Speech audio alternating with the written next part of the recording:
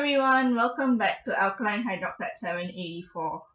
Well, you see, I was running out of ideas of topics to do for this team, and I nonchalantly asked my dad for ideas. He suggested that, you know, yeah, he had to think about it. Then he suggested the topic of marriage. And I'm just like, why? Why did you suggest this topic? I have no idea what to talk about in this thing. Uh, but then after a while, I was like, oh, maybe it might actually work with this theme of modern appearances because, you know, yeah, there are some things that you can actually talk about with regards to this. And also, I don't really want to make a super long video, so yeah, it's just okay if there's not that much stuff, but there's still some interesting stuff that you can talk about. So here we are. So, what do you think marriage is? Considering the audience, I suppose your answer is what's required to get a BTO flat or something like that. Or maybe you don't even have an answer because who cares about that? Like A level is life, right? And that's all there is. But if you ask someone on average, or like, or even if someone who wants to be as generic as possible with the answer, I suppose they would say it's a union between two people with the intention of forming a family. Yeah, that's like the most all-encompassing answer I can think of. But that is the most encompassing answer. What do you think is the thing that people usually think of? So let me go through some individual things that people might think of, or I think it's more of a older generation versus younger generation view on the concept, and not even with regards to definition, but more of the concept of marriage. So the first one is that many people in the older generation see marriage as a necessary thing in life. So what that means is, uh, for context, you go to your CNY gathering or you go to your family gathering. Let's be more generic here, just a family gathering. Then someone might ask you if you're old enough for that. They might ask you, oh, when are you getting if let's say you follow the trend of love marriage, they may ask you when you're getting a girlfriend or boyfriend. But if your family doesn't follow that and instead does arranged marriage, they'll probably just do it for you when the time comes. But you get the point. People care about that, and they think that there are some people who consider it necessary for life to be successful because there is a logic to it. The fact that evolution kind of happens in a way such that there are many animals that reproduce in terms of by having another partner, and that also applies to humans. So there is the logic of having a partner, and eventually with the arrival of society, there's this need to officiate the fact that these two people are partners in a sense. So it's rooted in the idea of having a partner for life, being loyal to your significant other, and also for a sense of um officially saying, oh, this is a family. For example, if you want to apply for BTO, you need to prove that you and your significant other are definitely like married in the sense, connected in a sense. So that's why people would consider marriage to be a necessary thing. But in reality, is it truly necessary? Well, there's one argument that you can give against it being a necessary thing because we realize that there are some married people who do divorce eventually because maybe they had conflicts, or maybe they realized they weren't meant to be together. And at the same time, there are non-married couples who stay together without any issues, but they just don't get married. Like they don't see the point of marrying, but they stay together. They behave like a normal family. They do everything that an otherwise married couple would do. And speaking of that, this would be considered the act of cohabitation. So I think this is something that is very popular in Europe and the Scandinavian countries, and is more of a Western concept. So cohabitation is something where the couple they don't get married, but they just stay together even without marrying, and they basically are pretty much like a married couple. Only thing they aren't married. That's the point. And actually, it doesn't sound too bad. Like if you think about it, it's not like the purpose of the marriage doesn't change anything. They're still together. They still are respecting each other. They still consider each other their significant other. What am I saying? Okay, so but at the same time, we don't usually see it here in Asia because for us like Asians, we kind of consider marriage more of a whole family being involved kind of thing, not just the two people, you know, who are the couple, and that's why we tend to be more put more value in the sense of having a marriage, an actual ritual or celebration, and get the two people married with all the family members in place. So maybe that's why it's not as popular in Asia, but it is becoming more common amongst younger couples. But as you can see, here in Singapore, if you really want to get the BTO, I don't know if this would actually work, unless you're already 35 or something. Yeah. So that's the first argument against the necessity of marriage. The second argument would be that do you even need to have a partner? Well, okay, this is a bit more extreme. You generally think, oh, okay, if you want to have a like if you want to be having a life and passing on life, you need to marry someone or you need to be with someone for that to work. But there are some people who can stay without having a partner or help or help the next generation grow in a certain way. So if you adopt, you have a family with a kid. Or if or in another kind of case, there are quite a few women who have managed to use a stranger's DNA and get a kid on their own. They don't need a partner. They just want a kid. They can create a family on their own. And there's actually an example which you can see on the screen now. I think it's really brave of her to do it, and if you want to read more about it, you can read it in the link. So yeah, that's it's not necessary for someone to marry in the end. Because one, you don't necessarily need marriage to stay together with your partner or have a family, and two, you don't even need to have a partner to have a family technically. So yeah, that's the first point of like based on what you think about marriage and what's the reality. Of course, many of these things are possible because of today. Like in the past, we may not even have thought that this is allowed or possible, but as the times progress, we get to see more and more such, allowances and flexibility in the concept of marriage or relationship for that matter. Okay, so the next point is, well, this they're gonna break down the wall that says that a marriage is between a guy and a girl. So, as I mentioned earlier, you probably don't really you need a guy in order to actually have a kid. You can either adopt or basically get some DNA from a sperm bank or something. So yeah, you can still have kids without a partner of the opposite sex, and therefore, likewise, if you have a homosexual for a couple or maybe other forms of LGBT couples, there's still a marriage if they decide to marry in the sense of having an official ceremony and everything.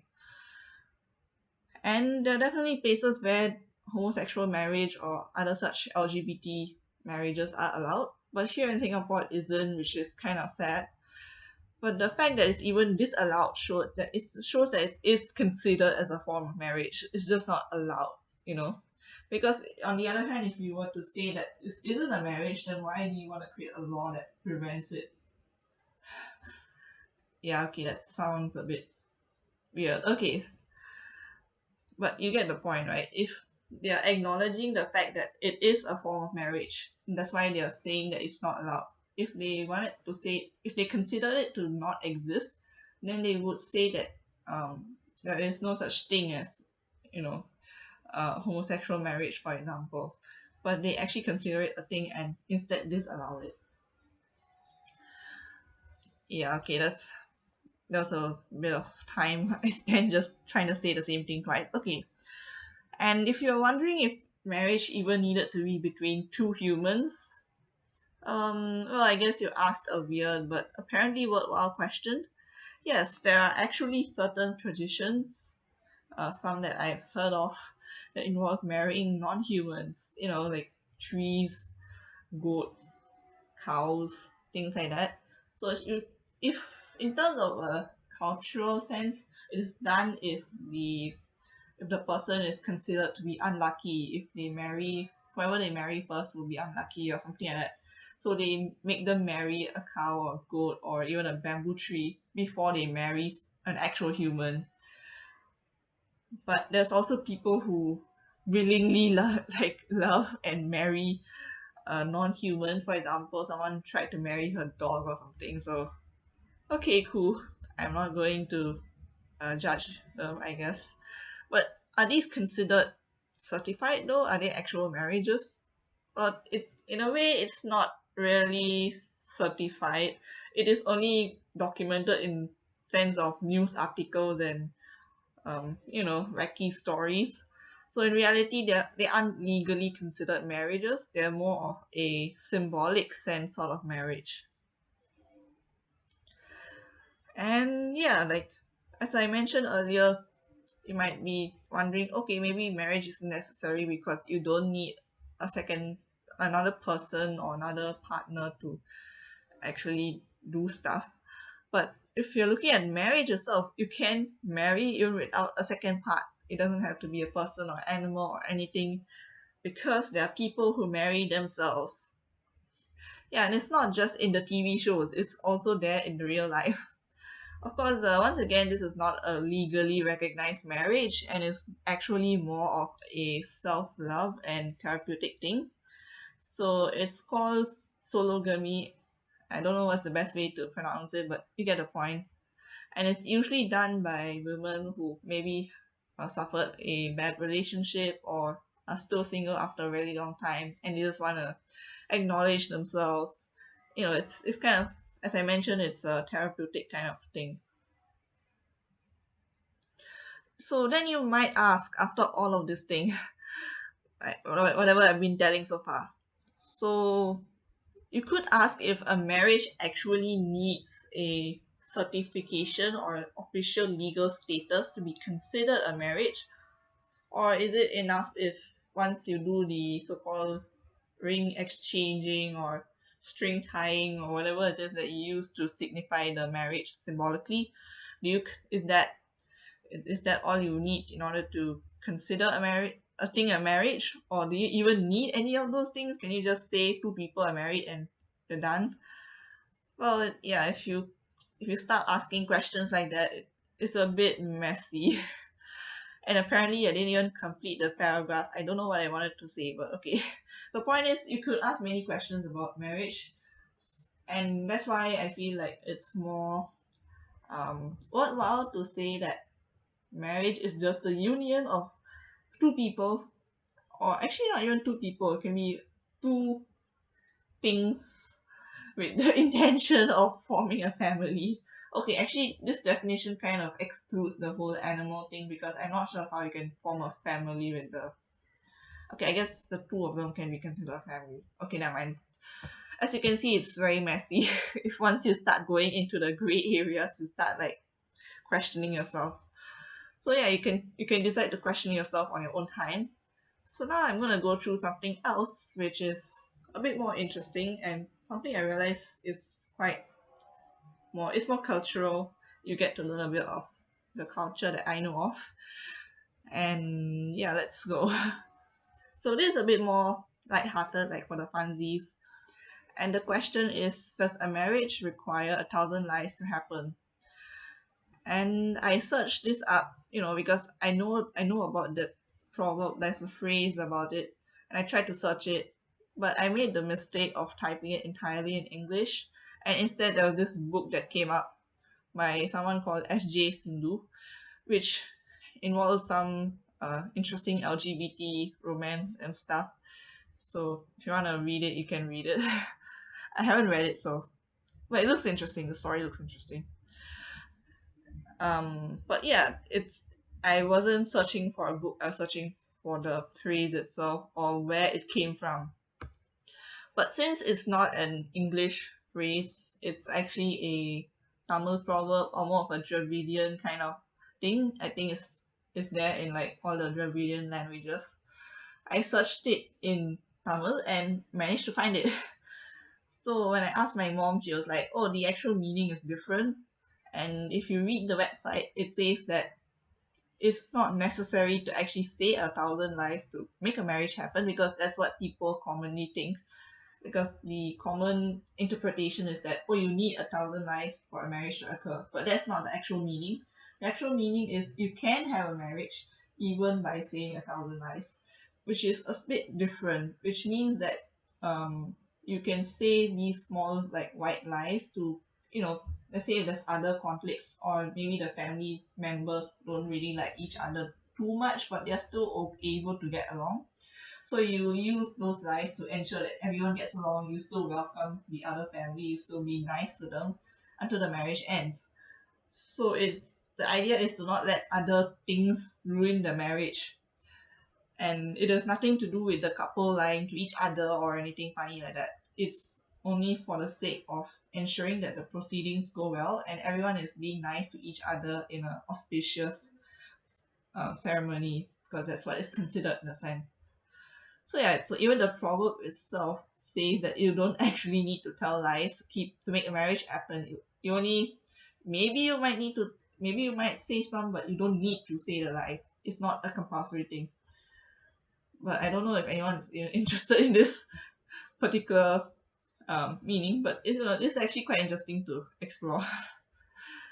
So that's the light-hearted bit. We're done. So the next point that we can look at is basically people, maybe it depends on your culture. Some people would say that the marriage is a product of love. So is that correct? Well, there are many cases in which it occurs the other way around. And before I continue with the explanation, some people might be saying, "Oh, if you have like child brides or forced marriages, there definitely is no love involved in that. It's really like a one-sided kind of dominating relationship."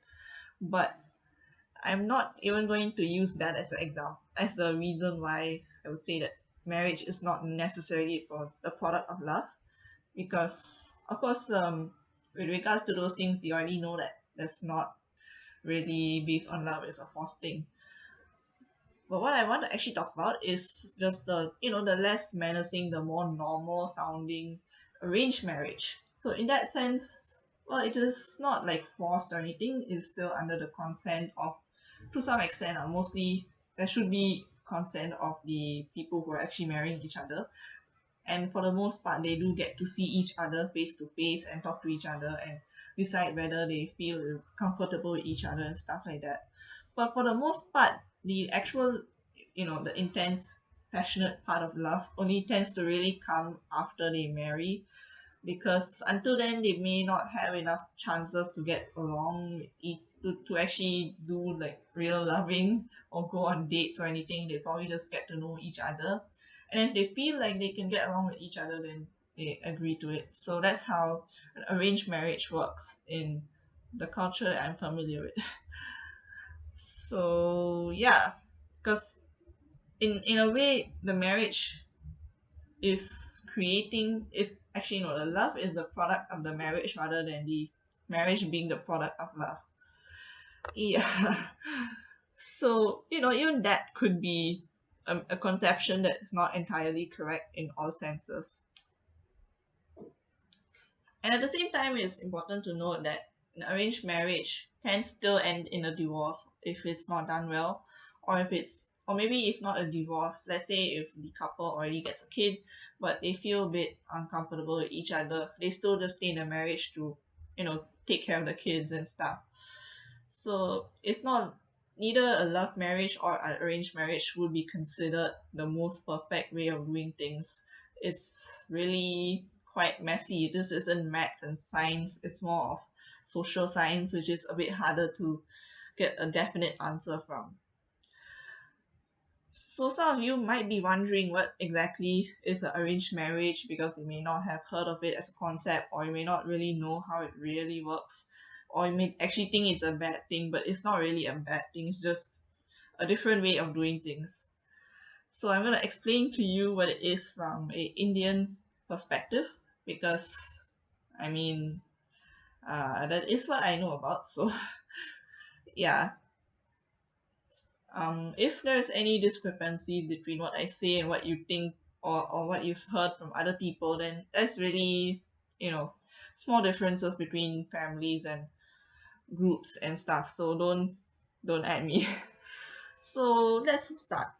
Basically, before dating apps were a big thing, uh, at least quite a few Indians were already doing something similar, using something called matrimonial sites. So, instead of beach pics and catchy, flirtatious descriptions of yourself, they instead had very practical information in those sites. So they put their picture, then they put stuff like their height, their age, their caste.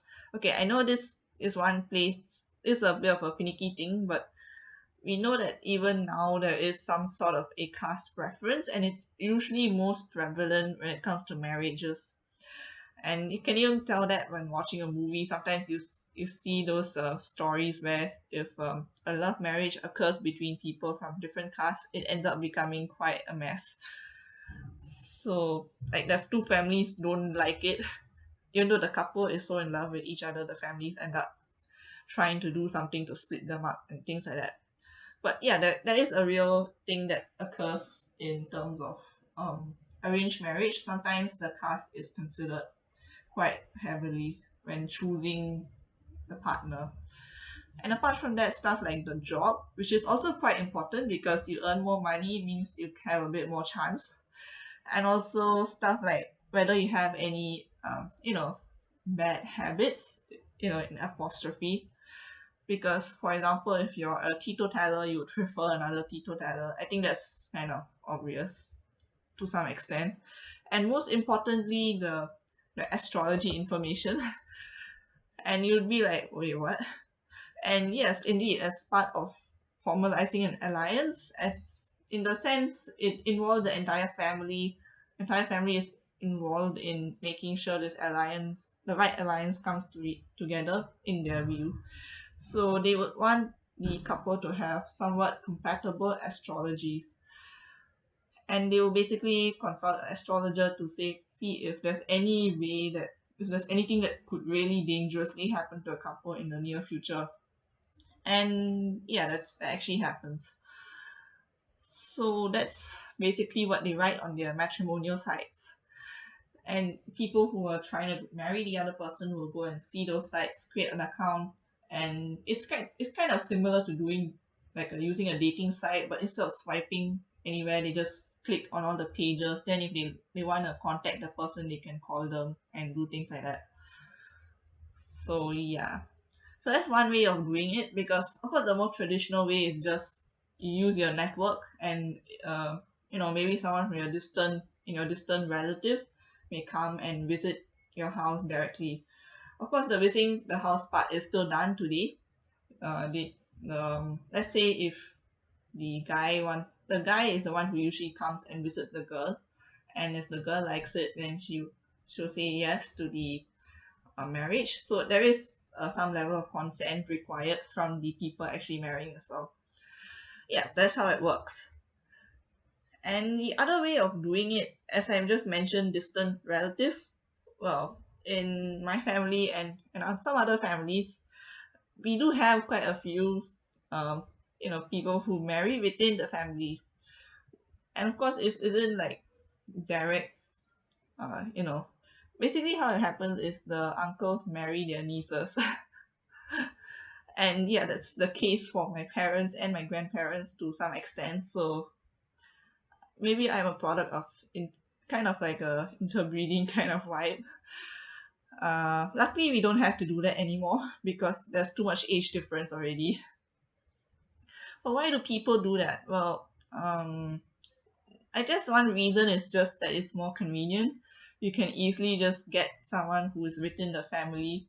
You trust them more. they're of the same caste as well. I mean, they're the same family, and you don't have a reason to worry about the person. As I mentioned, in Indian culture, the family is quite important when it comes to marriage.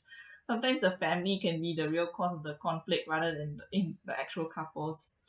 And that's why it's very important to make sure that everyone is compatible with each other, not just the couple. And that's how arranged marriage works, right? So, stuff like that, those reasons are kind of the cause of why such things happen. So, yeah, you might be wondering, what about people of, my generation, like the youngest bunch? I feel like it will be quite different for us already because one, as I mentioned earlier, there's too much age difference within the family, and I don't think that's gonna really happen anymore. And two, there's already been some cases of bit more leaning towards some extent of getting to know the other person even more than before, or maybe even selecting the person yourself, which is a bit different from the family selecting it together and from the get-go, you know what I mean? Yeah. And honestly, I also don't know what's in store for me and my brother in the future because we are not very, like, none of both of us, we don't have any actual relationships with anyone else. We haven't actually experienced a proper relationship with anyone, so we don't really know how it's going to happen. But anyway, that's not important now. That's in the future, right? And honestly, I'm still a kid, according to my parents and also according to me. Right. Okay, so um I hope you get some enlightenment on what it actually means, and I hope I didn't say anything weird. I hope I said everything correctly in terms of what an arranged marriage entitles. Yeah. So apart from that, interesting cultural information, are there any other misconceptions that I can think of? Unfortunately, no, because maybe it's because I'm not an expert on this subject, so I can't even think of points to actually talk about. But there's one that comes to my mind, which is quite interesting. Like, it's more of a trend that happens in the last few years. Um, and we're going to ignore COVID period for now. Before that, like in the last few years before that, which is having extravagant or more expensive marriages in fancy locations, because people are like, oh look, we should spend a lot of money, look like we actually are well off, do more things. And of course, in any sense, I think both in Indian marriages or Christian marriages or any other marriage for that matter, I think it'd be stuff that involves like the marriage location, like either a marriage hall or a hotel, or the decoration, and then the food, for sure the food. In Indian weddings, especially, the food can be a place where you can really go all out with the different ways that you can serve food to the guests. Because apart from the traditional way of doing the banana leaves kind of thing, it also has situations where they set up a little buffet for the evening reception and things like that. They have like a very fancy buffet. That's where you can spend money. And apart from that, stuff like the dress for sure, and even jewelry and more stuff, all those things require money. And yeah, I'm pretty sure you've definitely heard of billionaire weddings, especially from people who are like the daughters or sons of CEOs or celebrities and things like that. So I put a link where you can go and check the examples out yourself. But even without looking at billionaires, because you'd expect billionaires to spend money on their wedding, even normal everyday people are like, there are some people who like to spend more money on their wedding and even end up saving up money just for it, or getting a loan just for it. And that is a bit concerning. But at the same time, there are also other people who are going against the trend and trying to be more low cost, or even like sustainable, in the sense like they want to use they instead spend the money on getting things that are eco-friendly or biodegradable instead of spending the money on extravagance, which I think is quite interesting. It's very meaningful in a sense. And yeah, that was before COVID. We all know that when COVID came, there's even more scaling down of marriages and restricting the guests to 50 people and things like that, or even doing the marriage online. It is now allowed in the law to you can get the marriage officiated online. That's pretty cool. But imagine doing all those rituals and in Indian weddings you do a lot of pujas and stuff like that. That stuff doing that online would be quite weird because it's like you would have like the priest in one screen doing it, and then you have like the other people having to throw the rice or do the things that the priest asked them to do, which wouldn't really make a lot of sense. So I don't know how that works. Okay. Yeah, so as you can see, the concept of marriage is quite fluid. There's so much of variations, there's so much of ifs and buts and hows you can ask about this thing. I think you guys can come up with more points because I'm really bad at this. But somehow it's still 30 minutes, so I think we're good. I don't want to make it too long. And I hope you find this video interesting. If not for the random topic or the points, at least you get some cultural information. Yeah, so if you found this video interesting and useful, please press the like button and subscribe. And with that, I would like to say thank you and bye.